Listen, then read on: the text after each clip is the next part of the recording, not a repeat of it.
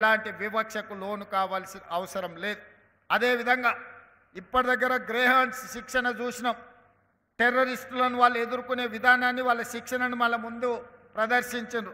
కానీ అత్యంత ప్రమాదకరమైన తీవ్రవాదులతో వాళ్ళు పోరాడేటప్పుడు వాళ్ళు ప్రాణాలు కోల్పోతే వాళ్ళ కుటుంబాలు అనాథలయ్యే అవకాశం ఉంది. కోల్పోయిన ప్రాణాలను మనం తెచ్చి ఇవ్వలేకపోవచ్చు, కానీ ఆ కుటుంబాలను ఆదుకోవాలన్న ఆలోచనతోటి ఎవరైనా ఐపీఎస్ అధికారులు ఇలాంటి ప్రమాదాలలో చనిపోతే 2 కోట్ల రూపాయల నష్టపరిహారం ఇవ్వాలి అని, ఆ కుటుంబాలను ఆదుకోవాలని మన ప్రభుత్వం నిర్ణయం తీసుకున్నది. DSP, additional SP, non cadre ఎస్పీలకు ఏదైనా ఇలాంటి అనుకోని విపత్తు ఎదురైతే 1.5 కోటి వాళ్ళకి ఇవ్వాలని ఈరోజు రాష్ట్ర ప్రభుత్వం నిర్ణయం తీసుకున్నది.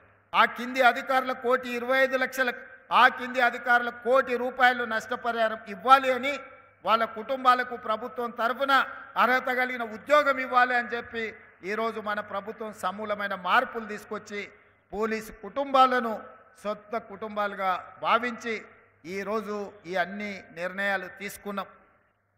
ఇది పోలీస్ సిబ్బందే కాదు, ఈరోజు పోలీసులతో సమానంగా అవసరమైతే అంతకంటే ఎక్కువగా పనిచేస్తున్న వాళ్ళు హోంగార్డ్స్ కూడా పోలీసులతో పోటీపడి అంతకంటే ఎక్కువ సమయంతో వాళ్ళు పనిచేస్తున్నారు.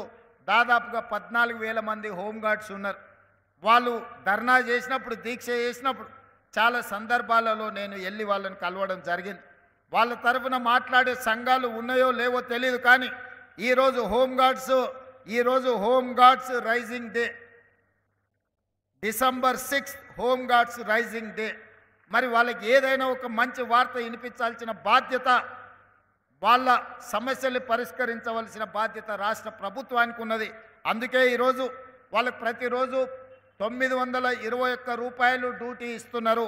వాటిని 1000 రూపాయలకు పెంచడం ద్వారా వాళ్ళ యొక్క హానరోరియం 1000 రూపీస్కి ఈరోజు పెంచడం జరిగింది.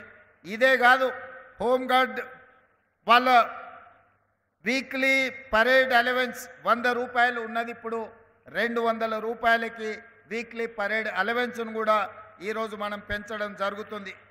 అదేవిధంగా వాళ్ళు ఎవరైనా ప్రమాదవశాత్తు కానీ ఏదైనా సందర్భంలో వాళ్ళు చనిపోతే వాళ్ళ కుటుంబాలకు 5 లక్షల రూపాయల ఎక్స్ గ్రేషియా కూడా ఇవ్వాలి అని చెప్పి హోంగార్డ్స్ కుటుంబాలను కూడా ఈరోజు ఆదుకోవాలన్న ఆలోచన మన రాష్ట్ర ప్రభుత్వం చేసింది.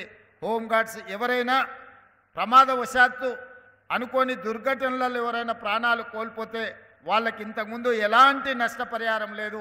అందుకే 5 లక్షల రూపాయలు వాళ్ళకి ఇవ్వాలి అని ఈరోజు రాష్ట్ర ప్రభుత్వం నిర్ణయం తీసుకున్నది. అదేవిధంగా వైద్యానికి సంబంధించి కూడా వాళ్ళ బాధలు ఉన్నాయి. వాళ్ళ కనీసం ఎలాంటి వైద్య సౌకర్యం లేదు. ప్రభుత్వ ఉద్యోగస్తుల కోసం ఈ హెల్త్ కార్డు ఇవ్వడానికి ఒక విధి విధానం తీసుకొస్తున్నాం. వాళ్ళతో పాటు హోంగార్డ్స్ కూడా ఇస్తాం. రాజీవ్, ఆరోగ్యశ్రీ లాంటి మెరుగైన వైద్య సహాయాన్ని హోంగార్డ్స్కి అందించడానికి రాష్ట్ర ప్రభుత్వం ఆలోచన చేస్తున్నది. తొందరలోనే వీటన్నిటిని పరిష్కరించి జనవరి 1 నుండి వీటన్నిటిని అమలు చేసి హోంగార్డ్స్ను కూడా ఆదుకోవాలి అని చెప్పి ఈరోజు మన రాష్ట్ర ప్రభుత్వం నిర్ణయం తీసుకున్నది. అందుకే ఈరోజు హోంగార్డ్స్ నుంచి డీజీపీ వరకు వాళ్ళు గంటలు లెక్క పెట్టకుండా రోజుకు 24 గంటలు వాళ్ళు డ్యూటీ చేస్తూ వాళ్ళు సమాజంలో శాంతి భద్రతలను కాపాడుతున్నారు. దాంతో వాళ్ళు వాళ్ళ పిల్లల చదువుల మీద కుటుంబానికి సమయం ఇయ్యలేకపోతున్నారు. కుటుంబానికి సమయం ఇయ్యలేని పోలీసు అధికారుల పిల్లలు, అది డీజీపీ కావచ్చు, హోంగార్డ్ కావచ్చు, అన్ని హైరార్కీలో వాళ్ళ పిల్లలకు సరైన విద్య, సరైన ఉద్యోగ ఉపాధి అవకాశాలలో వాళ్ళకు కొంత అన్యాయం జరుగుతుంది. అందుకే నేను ఈరోజు ఆలోచన చేసిన, నేను డిఫెన్స్ కమిటీలో కూడా మెంబర్ నుండి పార్లమెంట్ సభ్యుడిగా ఉన్నప్పుడు నేషనల్ డిఫెన్స్ అకాడమీ లెవెల్లో, లేకపోతే సైనిక్ స్కూల్ లెవెల్లో, లేకపోతే ఈరోజు కేంద్రీయ విద్యాలయ లెవెల్లో పోలీసులకు కూడా స్కూల్ ఉండాలని యంగ్ ఇండియా పోలీస్ స్కూల్ అని చెప్పి గ్రేహాండ్స్ దగ్గర 50 ఎకరాల స్థలాన్ని కేటాయించి అంతర్జాతీయ ప్రమాణాలతో ఏ కార్పొరేట్ స్కూల్లో కూడా ఇంతకంటే మంచి విద్యా ప్రమాణాలకు ఉండే విధంగా ప్రతి కార్పొరేట్ స్కూల్తో పోటీ పడే విధంగా హైదరాబాద్ పబ్లిక్ స్కూల్ని తలదన్నే విధంగా ఈరోజు యంగ్ ఇండియా పోలీస్ స్కూల్ని వచ్చే అకాడమిక్ ఇయర్ని మనం ప్రారంభించుకుంటున్నాం. 50 ఎకరాలలో ఈ యంగ్ ఇండియా పోలీస్ స్కూల్ని మనము ఏర్పాటు చేసుకుంటున్నాం. ఇందులో హోంగార్డ్ నుంచి డీజీపీ వరకు ఏ అధికారి పిల్లలైనా అందరూ సమానంగా అందరూ ఒకే దగ్గర చదువుకొని ఒక మంచి భవిష్యత్తులో ఎట్లయితే నేషనల్ డిఫెన్స్ అకాడమీ నుంచి వచ్చిన స్టూడెంట్స్ మాది ఎన్డీఏ అని చెప్పుకుంటున్నారో, సైనిక్ స్కూల్ నుంచి వచ్చిన పిల్లలు మేము సైనిక్ స్కూల్ పిల్లలమని చెప్పుకుంటున్నారో, భవిష్యత్తులో ఈ యంగ్ ఇండియా పోలీస్ స్కూల్ నుంచి వచ్చే పిల్లలు మేము పోలీస్ స్కూల్ నుంచి వచ్చినామని గర్వంగా చెప్పుకునే విధంగా దాన్ని తీర్చిదిద్దే బాధ్యత నాది. మీరు ఇంత కష్టపడి ఇంత త్యాగం చేసి మీరు సర్వం వడ్డీ శాంతి భద్రతలను కాపాడితే మీ పిల్లలకు ఉన్నతమైన చదువులు అందించకపోతే ఆ ప్రభుత్వాలు విఫలమైనట్టే.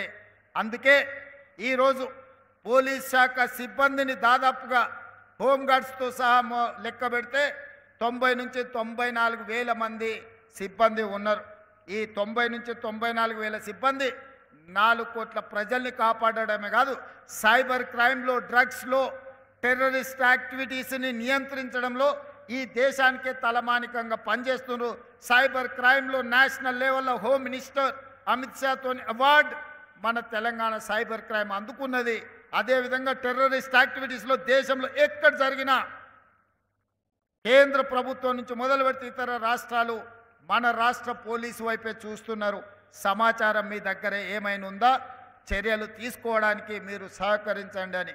ఇంత గొప్పగా సేవలు అందిస్తున్న పోలీస్ సిబ్బందిని అన్ని రకాలుగా ఆదుకొని అన్ని రకాల వసతులను వాళ్ళకు అందజేసి ఆత్మగౌరవంతో రాజకీయ ప్రమేయం లేకుండా, రాజకీయ ఒత్తిడి లేకుండా మీరందరూ మీ ఉద్యోగాలను నిర్వహించే విధంగా రాష్ట్ర ప్రభుత్వం మీకందరికీ అవకాశాలు కల్పిస్తుంది. నా విజ్ఞప్తి ఒక్కటే, ఈ ఉద్యోగం మీకు ఉపాధి కాదు. ఈ ఉద్యోగం ఒక భావోద్వేగం.